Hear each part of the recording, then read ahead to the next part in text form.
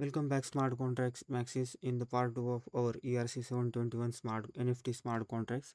In the previous part, we built a smart contract, we compiled. Let's compile again for build and compiling no file change, compiling skip, which means compilation is successful. And in this part, we are going to test.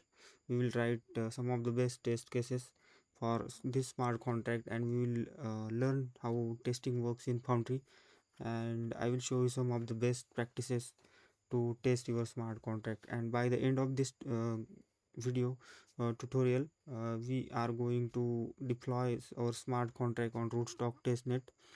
So I will show you how you rootstock is different from other EVM chains. So let's get started. I will also show you some of the best deployment practices. So let's get started and start writing testing our for our smart contract. So for that, let's create a new file, my nft dot t dot sol, and inside that, let's start writing test. So before writing test, let me show you what we have done in the previous part of this video guide. We initialized the foundry project, and after that we installed OpenJMP external libraries, and we are importing here in our contract. Our contract is ERC 721 URI storage and ownable. Here we declared some state variables, then event constructor, we have mint function here, logic, we also have mint to address, we have get total supply, set max mint for address, and the withdraw. So let's start writing test. I will show you some of the best test. I will introduce you here some of the foundry cheat codes. So let's start. So copy it from here, spdx license identifier, and the same version we are going to use here. And now let's import test from forge standard library. So forge std slash test.sol, and that's it. We also need to import our contract, my nft from dash sol. And now let's start writing. My nft test is test. And now let's declare some state variables here before setting the our main function, which is setup function. So let's copy the my nft, and my nft, let's make it public, and let's say its name is nft. Now address of the address public owner, let's say address public user one. And now address public user 2, and address public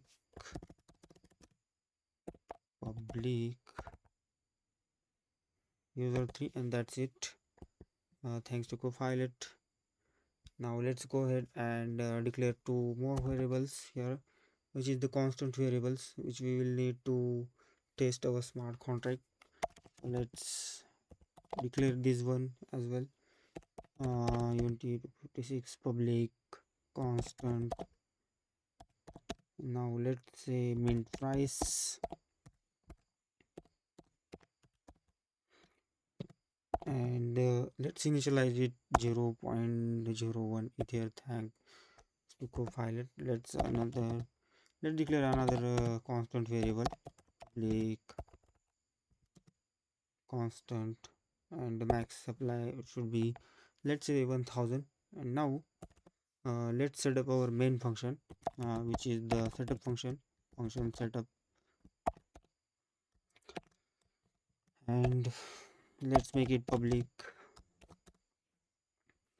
Now let's initialize our state variables we declared here. So owner, not here actually, yeah, inside the owner is equal to, let's say, we are using here foundry cheat code, make addr, and inside that we have to pass the owner, right? And now let's initialize user 1, user 2, and user 3. And now we don't need this variable. Let's say let's start pranking. Pm dot start prank. This is the foundry cheat code. If you don't know foundry cheat codes, so you can go here, uh, book.getfoundry.sh, get started, and you can find pm dot start pm dot start prank and how it works. So you can see here, pm dot start prank. So this is the examples you can learn from here, foundry documentation. So I know all the almost all the cheat codes of foundry and how it works. So even you can go to rootstock.io and learn more about rootstock and the foundry documentation. So you can go inside the docs and you can search foundry. They have also foundry cheat codes, foundry documentation, how you can use foundry for rootstock development. So you can check out there as well. So let's go back and start testing our smart contract. So for that, let's vm dot start frank, and inside that we have to pass this owner, which takes the message dot sender. Now let's say let's deploy our contract nft dot new nft, my nft, and we are stopping the frank. Now let's test our constructor first. So let's go back, and where is our constructor? ERC721. Is the name is my nft and the symbol is my nft and my enable is message dot sender. So let's test our constructor first, and I will show you how you can. I will introduce you some of the best foundry cheat codes. We will write some of the best test here, and after that I will show you how you can write deploy script and deploy it on actual rootstock testnet. So let's test constructor here. So for that, let's function test constructor. Function test constructor, and now let's make it public. It's functions visibility. Always remember, when you are writing test in foundry in solidity, you have to make your function name starts with test, and your functions visibility always should be in public. So let's write functions body. Here we have to, here I am introducing another cheat code, which is assert equal. You have to give the value of the right side, left side and the right side. So let's get started and let me show you. So first we are going to use this assert equal, and the left hand side we have to pass nft dot mint. Sorry, not mint, actually we are testing constructor. So let's test our name first. So nft dot name, and let's name it on the right hand side, my nft, and let's test now symbol. So on the left hand side, nft dot symbol,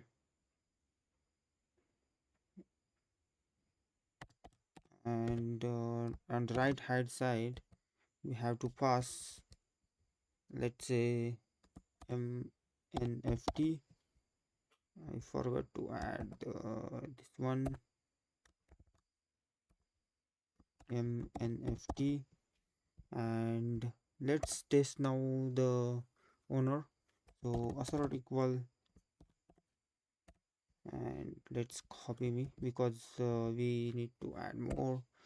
NFT dot, let's say, owner. We are passing the owner, and on the right hand side we have to pass owner here. And now let's test the total supply. Let's say assert equal NFT dot get total supply. By the way, where these functions are coming from, I already showed you in the previous videos, and in this video also. We installed OpenZeppelin libraries, and in the OpenZeppelin libraries, in our contracts, we are importing these contracts from OpenZeppelin, and that is inherited. So if you have understanding of inheritance in Solidity, so you will get it. And all the ERC 721 functionalities access we have in our contract, and this is what we are calling here for the testing purposes. So get total supply, let's say 0. And now let's assert equal max supply. So nft dot assert equal, I forgot to add nft dot max supply, and on the right hand side we have to pass the max supply, same. And now let's add assert equal mint price, and on the right hand side mint price.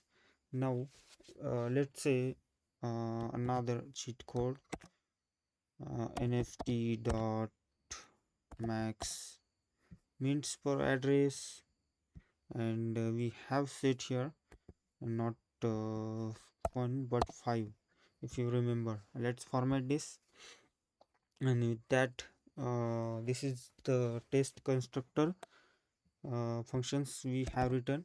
Now let's add another, let's check, let me show you constructor. After that let's test this mint function here, and I will write 2 for test, and I will assign you some task to write more text.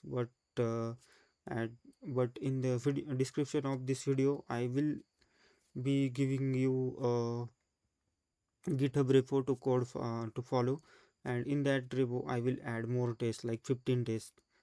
This is just this is just show you to how you can test uh, your contracts in solid in foundry. So let's go ahead and let's test our main mint function. So for that let's create a function test mint, which is taking no parameter.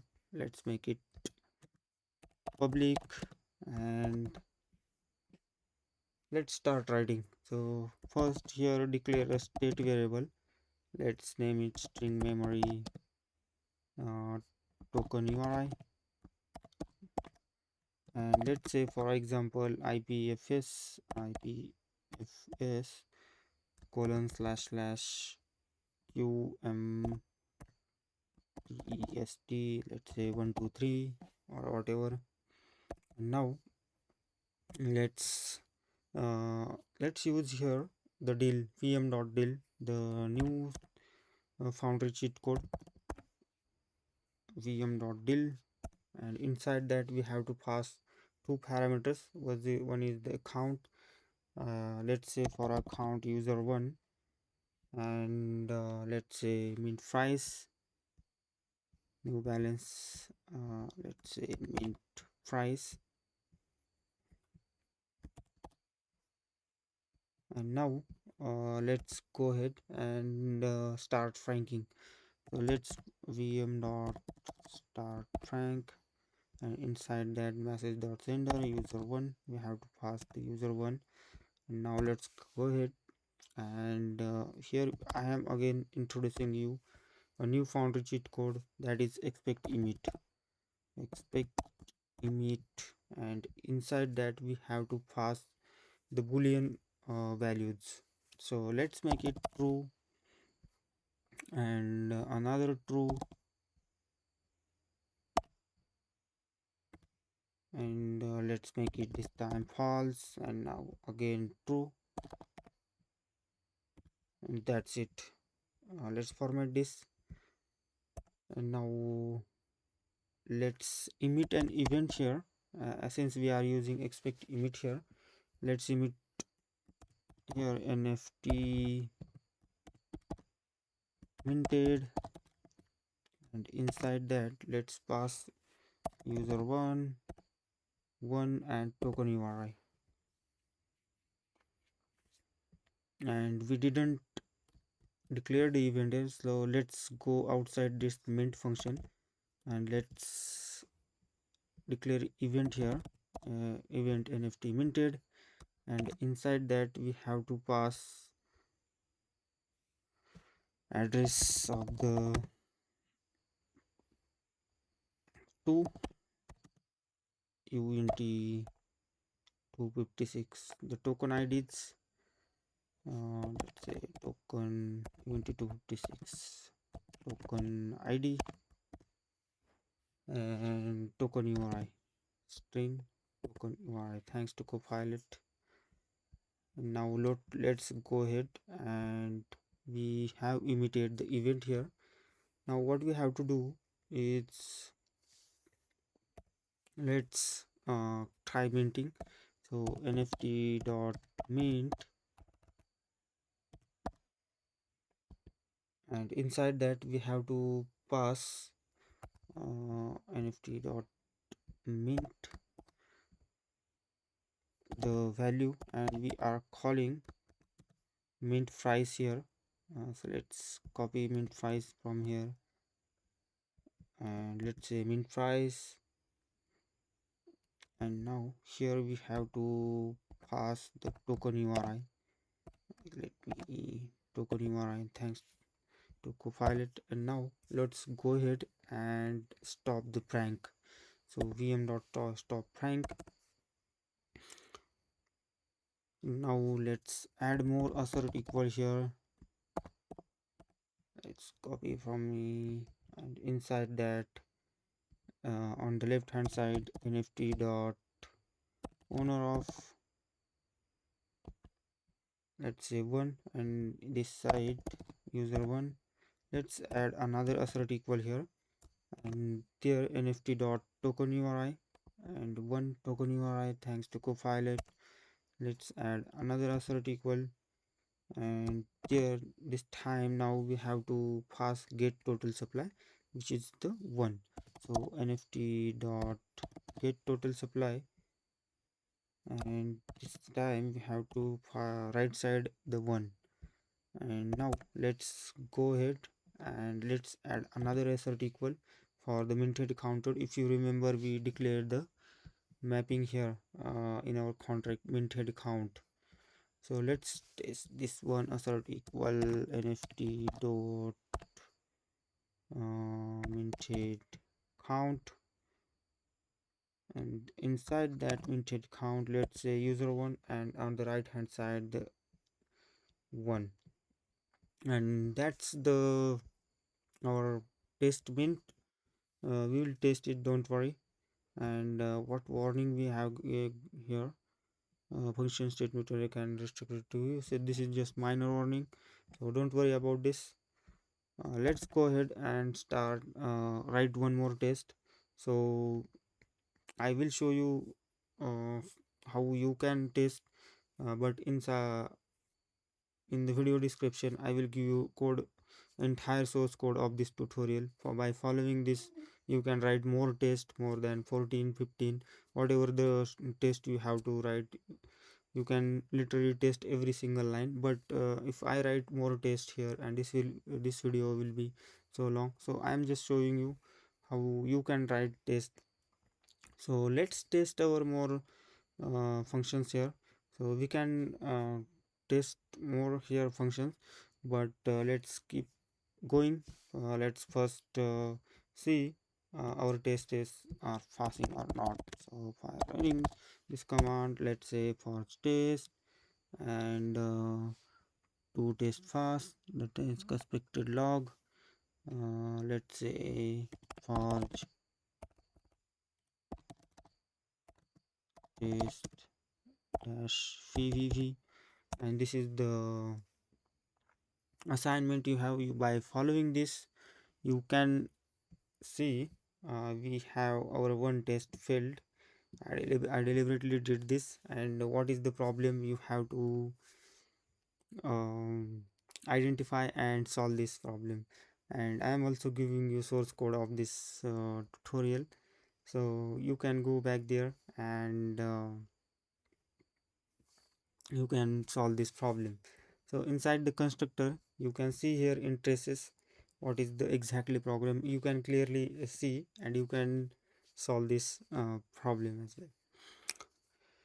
So that's it. Let's write our deploy script and let's deploy it on testnet, rootstock testnet. So for that, let's go inside here, inside the script folder, and let's create a new file, deploy.yes.sol, and let's copy this from here and paste it here.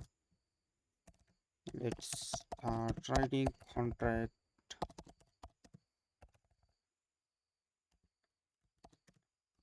deploy script is script, and where this script coming from, it is coming from for standard library, or import script from for standard library, and we also need to import the contract we are deploying. So what is our contract name? My NFT from dash dash those NFT, and let's declare here our main function, which is the function run, and let's make it external. Now let's declare here the address of the deployer, and let's say message dot sender. And now let's start broadcasting our transaction. Pm dot start broadcast, and inside that let's deploy my NFT. It's, let's say, NFT is equal to new my NFT, and before stopping the broadcast we need to print or the print in our console to all the information. So I will show you how you can do this. This is just a different deploy script than previous videos. We just deployed and we didn't print it. So I will show you how you can print all the information related to your smart contracts in the terminal. So let's clear this and pull it down. Yeah, now here, first thing we have to do is to import console from for standard library, and now let's print one by one. So first console.log, and let's say my NFT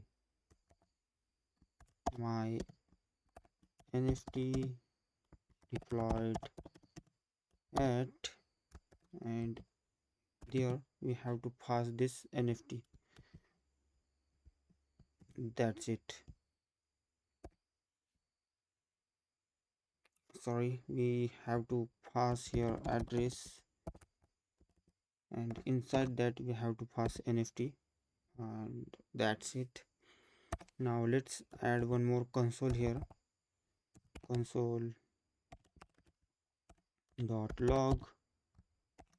and now we have to pass deployer,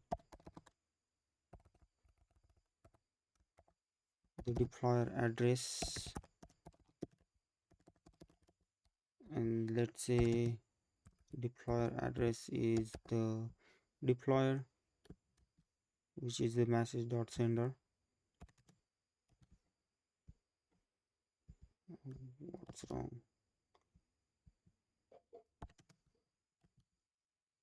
And now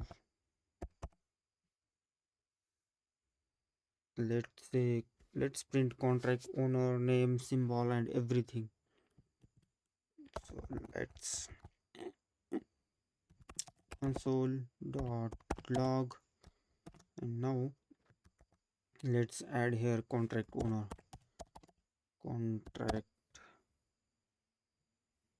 and nft dot owner. Thanks to copilot, let's add another console here, console dot log. Let's say contract name or the token name. Let's pass the token name nft dot name. Same with console dot log, and inside that we have to pass the token symbol, which is the nft dot symbol. Thanks to copilot, let's format this. This is going to be messy code, so let's add another console here, console dot log token. Let's say we have token symbol and name here. Now we need to pass the maximum supply. Let's say max supply, and let's say max supply is nft dot max supply. We declare already. Let's add another console here, console dot log. Let's say mint price here, mint price, and now let's pass here the nft dot mint price. Let's add our last console here, so you will get printed all the information related to your contract on your terminal. So let's say max mint, yeah, I forgot to add quotes here, max means address, and let's say nft dot, let's call max mint for address function here, and thanks to copilot, let's format. By the way, I showed you how you can format entire your solidity code by running this command for fmt, and you will get formatted all the um, your solidity files, no matter how files they, this is and we have to pass vm dot stop broadcasting. So we tested our smart contract, and we have one failed test here. This is kind of assignment for you. So in the source code I will give you everything, but try it by yourself, try solving. This is not very much challenging, so when you are challenging yourself, you actually learn things. So our deployment script is ready, our test cases are ready, and we are ready to deploy. But before deployment, we have to make some configuration in our foundry.toml file. So first thing we have to do is here the solc version or solidity compiler version, which we are going to use. So let's say 8.20 0.8.20. This is the exact version we are going to use, and we have to pass here evm version. We have to set here evm version london, because rootstock is using legacy transaction mechanism. And they are also following eip 1559. so if you don't know, you can go back and learn about london fork, and even on rootstock documentation you can find all the documentation related to uh, transactions. So for that, we need to pass here one more as an RPC endpoints, and here we have to pass root stock. We have to declare root stock testnet, and let's say I'm going to use this HTTPS. This is the public RPC URL, so you can use RPC. No, sorry, public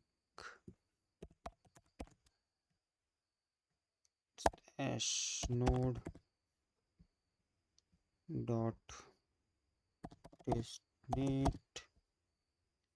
dot sk dot co.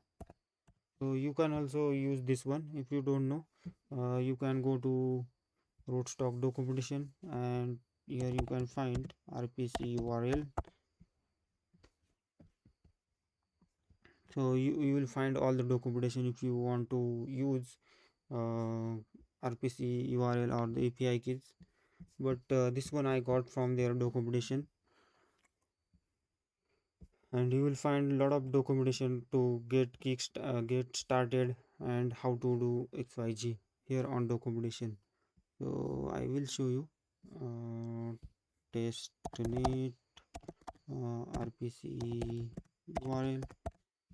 I'm searching here, and you can see here the JSON RPC URLs to connect with rootstock. So this one is I am using. You can also use the RPC URL from Alchemy. Alchemy is also supporting rootstock, and you can use there as well. So we are ready to deploy our smart contract. We set up the things. Make sure you have imported your wallet, because we are not using .env file here. So I already encrypted my wallet inside my foundry, in my system. So you can do by running this command cast import wallet. I guess this is the, you can run the cast and you will get all the cast commands here. So you can, by running this command, you can import your wallet cast, let's say wallet, and you will find all the commands related to wallet. So you can use cast new and create a new random key pair, vanity, address, verify, import, list. So you can see here, if I run cast list, cast wallet list, and I have Pandit named wallet. I encrypted my private key in my foundry, and I named my wallet is Pandit. So I am using the same account to deploy. So let's deploy our smart contracts. We are good to go. To deploy, run this command for script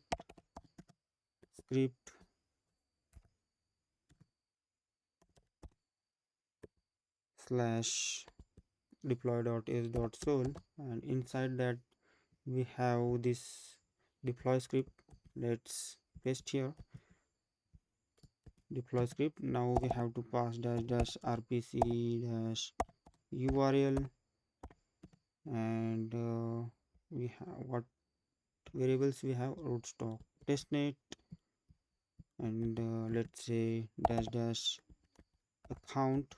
What account I already showed you here. I'm going to use my funded dash dash sender. The wallet address we have to pass here. Let's me open my wallet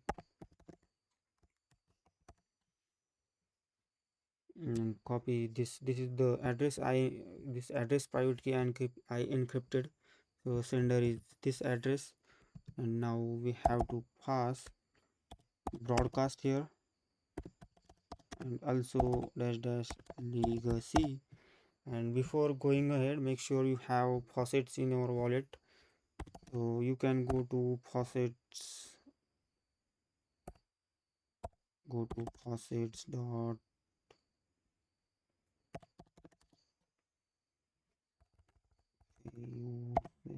rootstock faucets.rootstock.io. Copy your address from here. I already showed you this in previous part, but I am going to get more tokens. Check it here. I'm not robot. Let's verify here. Copy here address. Let's check it. I'm not robot and get test RBTC and wait for some moments to get some RBTC. So I have here, you can see I am on rootstock test network and I have 0.0198 TRBTC, which are enough to deploy our smart contract. So run this command for script slash deploy.s.sol, and inside that deploy script dash dash rpc url rootstock testnet account pandit and sender this address of mine and broadcast dash dash legacy. Let's hit return and let's wait. Compiler is successful, and let's wait for some time. Just bear with me and our smart contract will be deployed. So you can see logs. So let's go here back, and as we printed in our console, and it is asking us me to enter the key store password. So I'm entering my password, and let's wait for deployment. So you can see our deployment is in pending. NFT deployed at the address of the NFT deployer address the same B9. So if you see the sender we have declared the sender we have sent here 0x339 and the last B9.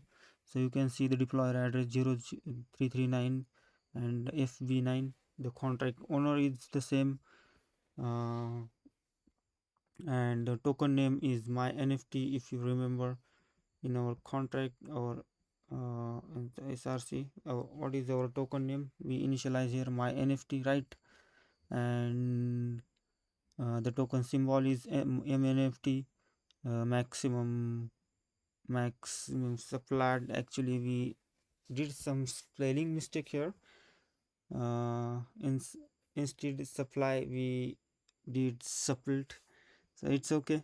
And the mean price is this much. This is the price is in GUI, and maximum p means for address. We have implemented the logic of the 5, and you can see our transaction is successful. We successfully deployed our smart contract on rootstock test network.